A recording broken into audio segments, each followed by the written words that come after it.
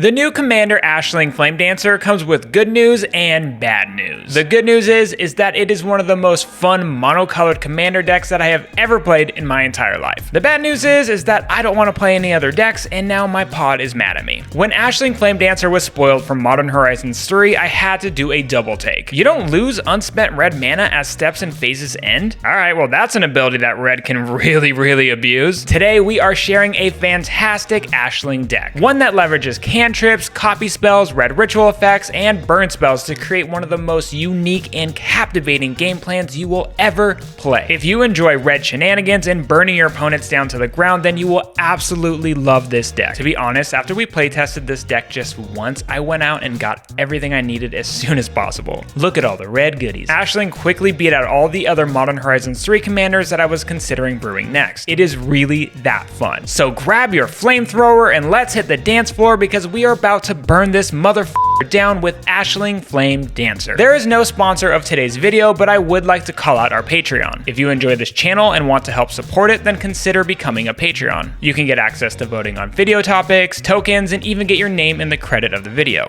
Do it. Now, Ashling Flamedancer is a legendary elemental shaman for 2 generic and 2 red. You don't lose unspent red mana as steps and phases end. And it has Magecraft. Whenever you cast or copy an instant or sorcery spell, discard a card, then draw a card. If this is the second time this ability has resolved this turn, Ashling Flamedancer deals 2 damage to each opponent and each creature they control. Now, if it's a third time, add 4 red mana. Like so many of the Modern Horizons 3 commanders, there is so much good stuff going on and a bunch of classic cards referenced. The first ability has only been seen on 4 creatures ever. Krufix, God of Horizons, has if you would lose unspent mana, that mana becomes colorless instead. Omnath, Locus of Mana, has you don't lose unspent green mana as steps and phases end. Fangorn Tree Shepherd is exactly the same for unspent green mana. Now Leyline Tyrant is for unspent red mana, making this ability identical to Ashling. However, it is not a legendary creature, so it can't be your commander. Do you remember when you first started playing Magic? And at some point, you had to hear the bad news that all of your mana went away after each phase? I do, and I was really sad. Well, this ability is how you wanted mana to work as a new player. But it only gets better from there, which is why we need to break down this amazing Magecraft ability. So whenever you cast or copy an instant or sorcery spell, discard a card, then draw a card. This is a rummaging effect, which references back to the classic rummaging goblin. However, Ashling's draw isn't dependent on discarding cards, making it more similar to Faithless salvaging. And the reason why this matters is because if you trigger this with no cards in your hand, you still get to draw the card, making this incredibly strong. Yes, some may generically call this a looting effect, but it has far more value and flexibility than an effect found on Faithless looting. Now, if we stopped reading the card from there, we'd still have a strong commander, but there are 2 more thresholds to this trigger. If this is the second time this Magecraft ability has resolved this turn, Ashling Flamedancer deals 2 damage to each opponent and each creature they control. This is a similar effect found on a card like End of Festivities, but times 2. A fun burn effect that can pulverize small creature board states. Now, if we find a way to give Ashling lifelink, then you'll be gaining a ton of life each time you trigger this for the second time. And giving Ashling Death Touch turns her into a repeatable one-sided instant speed board wipe. If you're into that type of thing, you freak. But we will go over that tech later. But wait, let's not forget that there is one more bit on the Magecraft trigger. If it happens a third time, add 4 red mana. And as long as Ashling doesn't get removed immediately after the third trigger, this mana does not empty from your mana pool. And we're adding as much red mana into this giant pool, or at this point a reservoir, to help build towards a payoff on a big turn. The amount of value on this card is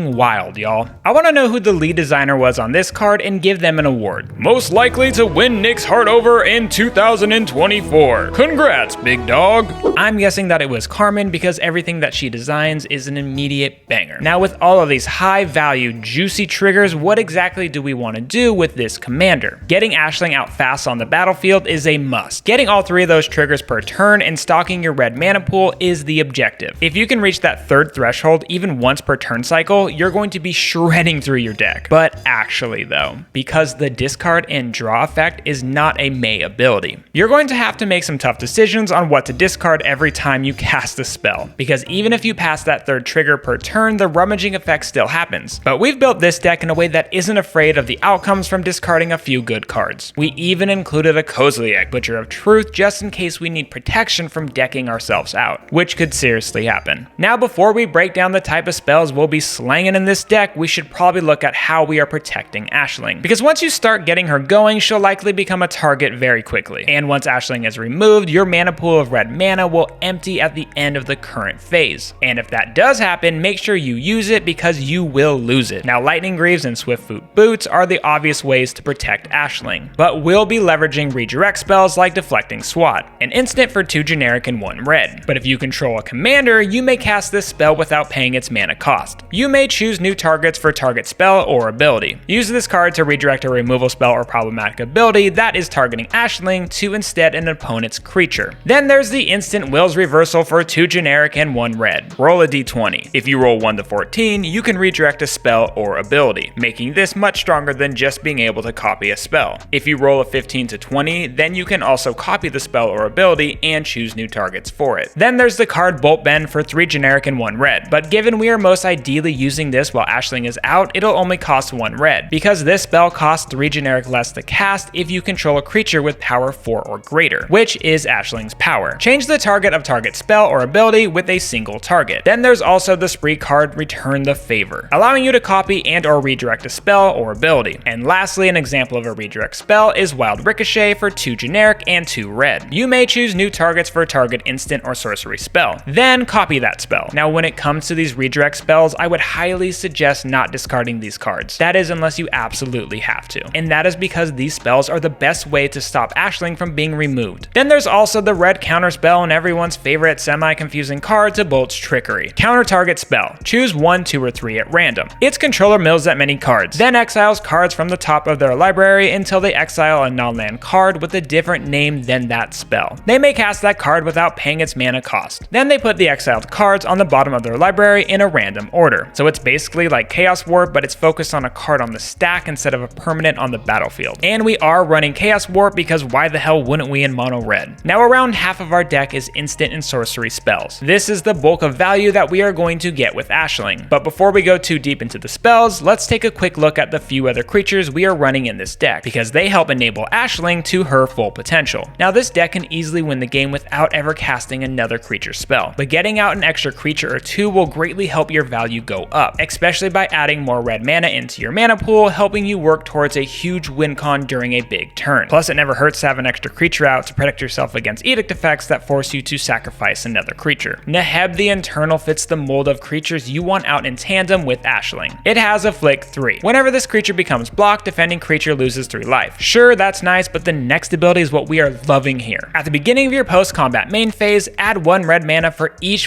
1 life your opponents have lost this turn. This helps add a bunch of red mana into your pool. And since combat damage isn't exactly how this deck wants to win, we'll want to hit Ashling's Magecraft trigger twice before our second main phase. This way, we add at least 2 red mana for each opponent it did damage to. Birgi, God of Storytelling, is another nice way to get extra red mana. Whenever we cast a spell, we get to add 1 red mana. And Rodeo Pyromancers helps too. Whenever you cast your first spell each turn, add 2 red mana, a nice way to get extra mana off cheap spells. But Treasonous Ogre is just flat out amazing, because you can pay 3 life and add 1 red mana to your mana pool. If we're getting life gain from Shadow Spear being attached to Ashling, we'll have no problem trading life for red mana. But what might be an even better sync is Soulbright Flamekin, a 2/1 elemental shaman for 1 generic and 1 red. Pay 2 generic. Target creature gains trample until end of turn. If this is the 3rd time this ability has resolved this turn, you may add 8 red mana. Now, whenever an opponent passes their turn, you will always want to sink 6 mana into this, netting you 2 extra red mana into your pool. Again, as long as you have 6 mana available, each turn cycle could net you an extra 8 red mana. The value here is just beautiful. Storn Kiln Artist helps us ramp as we cast or copy instant or sorcery spells, helping us get treasure tokens and then buffing it for each artifact we control, which counts those treasure tokens. The new Modern Horizons 3 card Pinnacle Monk is also amazing. The creature side of this modal land card allows us to return an instant or sorcery card from our graveyard to our hand, and the prowess trigger never hurts in a deck like this. Like we said earlier, Kozliak, Butcher of Truth is here to first and foremost prevent us from decking ourselves out, and to reshuffle all the powerful spells we've played or discarded. When you draw this, you'll usually want to discard it to Ashling's Rummaging ability, and if you do hardcast this, don't be surprised if you get a target on your head. But now, let's get back to the spells. Almost half of our deck is instant and sorceries, and there is so much fun to be had with these spells. We want to hit the 3 spell / copy threshold as much as possible. This adds to our red mana pool and helps us work towards a fiery win con during a huge turn. Again, most of our spells can be broken down into the categories of cantrips, copy spells, red ritual effects, and burn spells. These cantrips are the baseline of how we'll be working towards reaching our 3 spell / copy threshold on Ashling. For those who don't know, a cantrip is an effect on a spell that essentially replaces itself by drawing another card. A card like Expedite on paper isn't exactly something we care too much about. An instant for 1 red mana. Target creature gains haste until end of turn. Draw a card. We're likely not going to care much about giving something haste, but what this card does offer is a step towards cheaply reaching that 3 spell copy threshold to maximize Ashling's value. Another cantrip is the looting spell Thrill of Possibility, an instant for 1 generic and 1 red. As an additional cost to cast the spell, discard a card. Draw 2 cards. These spells obviously help us with the 3 spell threshold, but they also help us to quickly churn through our deck to find the cards that we need. For example, if Ashling is being targeted and you don't have a redirect spell, you can respond by using these cantrips to dig for an answer. Rummage through a bunch of cards and find that redirect spell. If you instead just keep hitting more cantrips and you have enough mana in your pool, just keep digging until you find what you need. Now, not exactly cantrips, but cheap spells like Reckless Impulse do help us stay on top of having card advantage. A sorcery for 1 generic and 1 red. Exile the top 2 cards of your library. Until the end of your next turn, you may play those cards. Remember, if possible, to wait to play your land per turn until after you've casted this spell. Lastly, I want to call out Wheel of Fortune. It is not a cantrip by any means. However, it is a great way to refuel if you do not have any cards in your hand. But this is a reserve list card and is incredibly expensive. So we are not including it into the main deck list, but we'll put it in the sideboard as a possible upgrade. And honestly, the budget swaps for this card are really not that bad. Those swaps being Reforge the Soul or Wheel of Misfortune. Plus, Wheel of Misfortune is awesome because it has a burn ability on it. Now, how about our copy spells? What exactly do they do for us in this deck? A reminder that the 3 spell threshold is reached both through casted and copied spells. So we can hardcast a cantrip and a copy spell, and then hit that 3rd Magecraft trigger to net ourselves extra mana into our pool. But outside of that, a classic copy spell like Reverberate also can help us maximize value in our deck. It's an instant for 2 red mana. Copy target instant or sorcery spell. Those copy spells could provide us a way to remove pesky permanents, for example. If an opponent were to cast the Swords to Plowshare on another opponent's creature, you can copy it and remove something else that is messing up your plan. Why not join in on the fun and just further progress your game plan? Display of Power and Reiterate are also good example of copy spells we are running. Fury Storm is great because it allows us to copy a spell for each time we've casted our commander. Since Fury Storm makes copies of itself for each time you've casted your commander, it will trigger all 3 levels of Ashling's ability with a single cast. 1 trigger for the initial cast, 1 trigger for each time you've casted Ashling, then an additional trigger for each spell you are copying with each copy of Fury Storm. So much value. Lastly, the enchantment spell Double Vision greatly helps us in this deck. For 3 generic and 2 red, it reads, whenever you cast your first instant or sorcery spell each turn, copy that spell. You may choose new targets for the copy. This helps us get ahead fast with Ashling's Magecraft triggers. Now, adding more and more red mana to our pool helps us work towards a win con payoff on a big turn. We've already covered all of the creatures that help us work towards getting more red mana into our pool, but there are also a couple of important spells that can greatly assist here too. Mana Geyser is just perfection in this deck. Copy this spell once or twice and you are cooking, baby. A sorcery for 3 generic and 2 red. Add red mana for each tapped land your opponents control. Jessica's Will is similar, but adding red mana for each card in target opponent's hand. Then there's Rousing Refrain, which also adds red mana for each card in target opponent's hand. It can be suspended for only 2 mana, and whenever it resolves, it will resuspend itself to be cast again automatically in 3 turns. Now, what exactly do we want to do with all this built up red mana in our giant mana pool? AKA, how do we win the game? Well, that, my friend, is where the burn spells come in. Ideally, you'll be pinging your opponents a lot with Ashling's Magecraft triggers. So in the late game, a spell like the instant Price of Progress could win you the game even if it's copied just once. For 1 generic and 1 red, it reads, Price of Progress deals damage to each player equal to twice the number of non-basic lands that player controls. This is excellent for us in a monocolored deck given we are running 23 basic lands. It's not as powerful, but copying Fiery Confluence in the late game can also win you the game. But Crackle with Power can end the game quickly, especially given we can dump so much mana into its X value. A sorcery for triple X and 2 red, noting that the triple X is because it's for adults only. Crackle with Power deals 5 times X damage to each of up to X targets. Even without a ton of mana, this can be an I win card. X targets can both be players and creatures. It gets even stronger with a card like Repercussion. An enchantment for 1 generic and 2 red, it reads, whenever a creature is dealt damage, Repercussion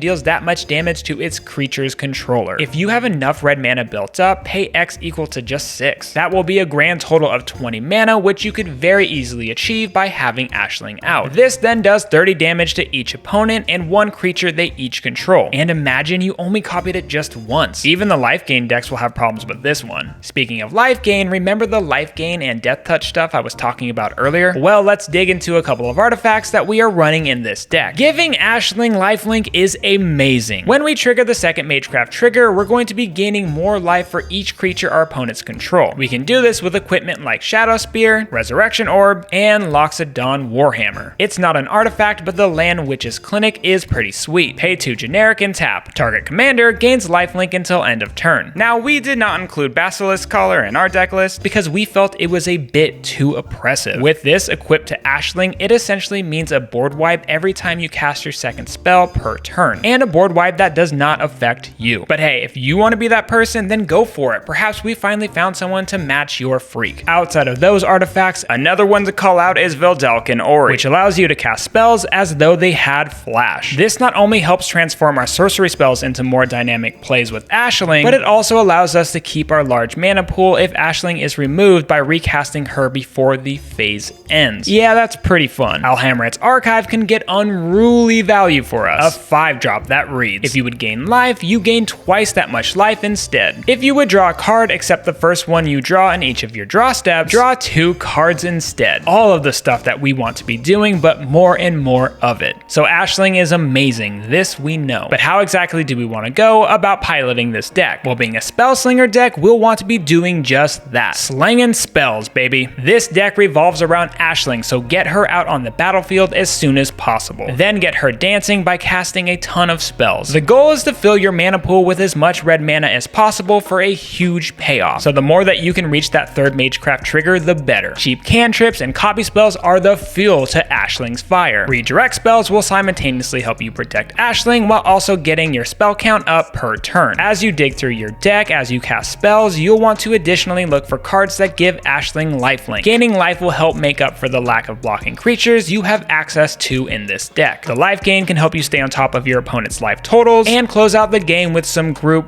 burn damage. Remember, you are discarding and drawing after each spell you cast. Knowing what to keep and what to discard will be situational to what the board state looks like. As you get more and more reps with this deck, you'll get the hang of what to prioritize. Do not underestimate the power of cheap cantrips in this deck. If you are in a bind and don't have what you need in your hand, all you need to do is cast a cheap cantrip and start digging for an answer. Cast and copy your spells as you burn your opponents down to the ground. It's mono red, so get fired up. But who exactly would enjoy playing this deck? Mono red players, of course. Ashling scratches the itch that many mono red players have, and she does it in a way that feels fresh and fun. Seriously, it is just so much fun to play. If you love slinging spells and copying them for wild results, then build this deck. And if you don't like to win with combat damage, then you'll likely enjoy this deck as well. But if you're a Timmy player and you just want to smack people around with your big beefy babies, then you may not like this deck. But I would still urge those type of players to try this deck out. Now you are ready to burn your opponents to a crisp with everybody's new favorite hot dancer, Ashling. Let us know in the comments which Modern Horizons 3 commanders you would like to see us cover next. Thank you so much to my co-writer and lead brewer of this deck, everybody's favorite game designer, Sasha Jelten. Now hit your LGS and get fired up.